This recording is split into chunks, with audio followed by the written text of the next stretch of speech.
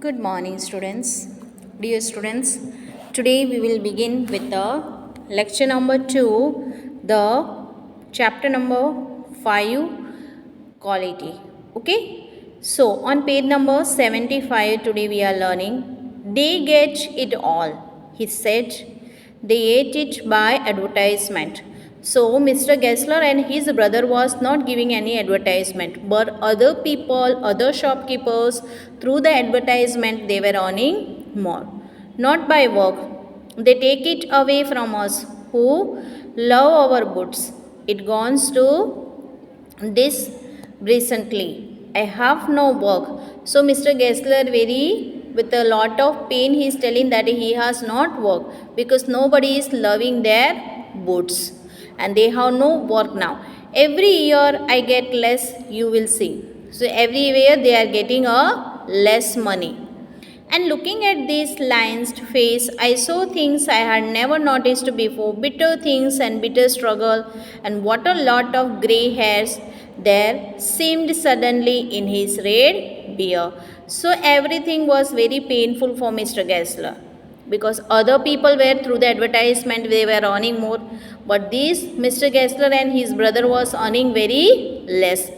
They were thinking that people are not helping them, people are going the people who give advertisement.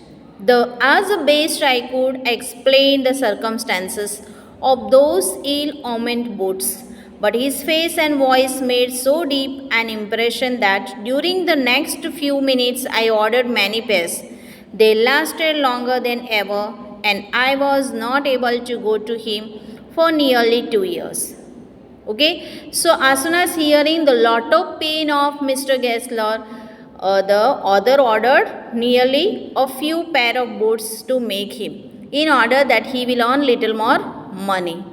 It was many months before I next visit to his shop. This time it appeared to be his elder brother handling a piece of leather. So after a long distance of time, when Mr. author went to Mr. Gessler's shop, he saw that his brother was handling a shop.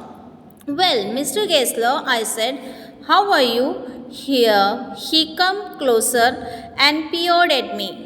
I am really well, he said slowly, but my elder brother is dead. So Mr.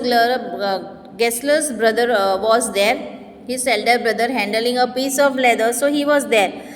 And when the author asked, how are you? He replied very politely, but he said, my elder brother is already dead. And I saw that it was indeed himself, but how aged and wan. And never before I had heard him mention his brother. Much shocked, I murmured, oh, I'm sorry. So it was Mr. Gessler only. But now he has become very old. He was very poor looking. He was feeling so sad because of the death of his brother. So others said, I am really sorry. Yes, he answered, he was a good man. He made a good boot, but he is dead.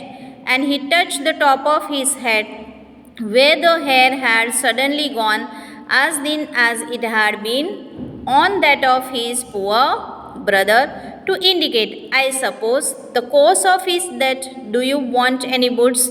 And he held up the leather in his hand. I had a beautiful piece.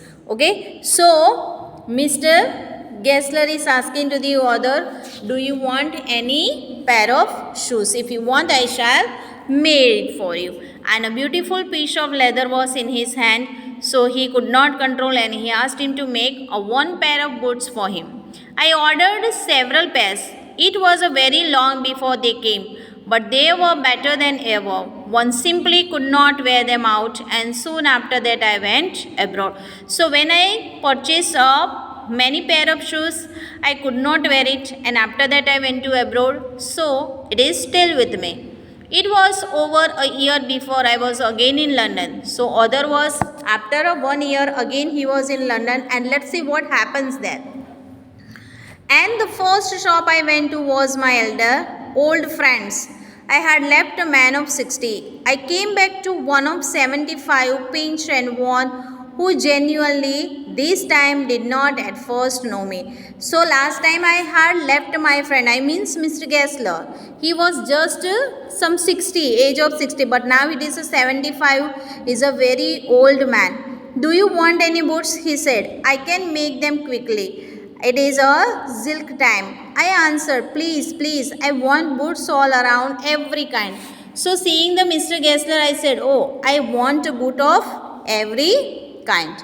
I had given those boots up when one evening they came. One by one I tried them on. In shape and fit, in finish and quality of leather, they were the best he had ever made. So, one by one, the other was wearing a shoes and it was a base kind of leather he has ever worn. A few downstairs wrote a check and posted it at once with my own hand. A week later, passing the little street, I thought I would go in and tell him how splendidly he knew boots fitted. So, one evening, the Mr. Author was passing through that and he wanted to tell the Mr. Gessler that how good the boots were and how it good looking good on his legs. I went in very much disturbed. In the shops there was a young man with an English face. Mr. Gessler in? I said. No sir, he said. No, but we can attend to anything with pleasure. We have taken the shop over. Yes, yes, I said, but Mr. Gessler? Oh, he answered, dead, but I only received those boots from him just Wednesday a week. So, author is asking him that just last Wednesday I have purchased these boots from him and how can you tell that he is in debt? Ah, he said, poor old man starved himself slow starvation. Starve means without eating anything, starvation. The doctor called it, you see, he went to work in such a way, would keep the shop on, wouldn't have a soul touch his boot except himself. When he got an order, he took him such a time, people won't wait. He lost everybody, and there he had sit, going on and on. I will say that for him, not a man in London made a better boot, but look at the competition. He never advertised, would have the best leather too, and do it all himself. Well, there it is. What could you accept with his ideas but starvation? That may be a bit flowery, as the saying is, but I know myself he was sitting over his boots day and night to the very last. You see. So, Mr. Gessler got a big order, but he couldn't complete the order and the people could not wait. Nowadays there is a competition time. People are doing the competition with other people. So, and he was sitting with his old ideas. So, people won't accept it. And that way, because of the slow starvation, everybody dead and last Mr. Gessler also was dead. I used to watch him.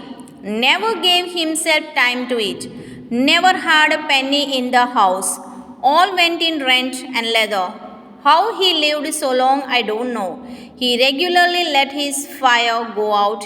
He was a character, but he made good boots. Yes, I said he made good boots. So the author is listening from a shopkeeper who has overtaken the shop of the Mr. Gessler.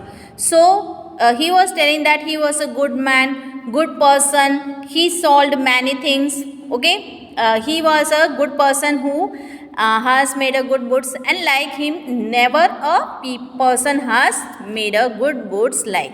So, dear students, read the whole chapters. All the words meaning which I have given to you, you have to write it down in your notebook with good and beautiful handwriting. Have a good day. Thank you.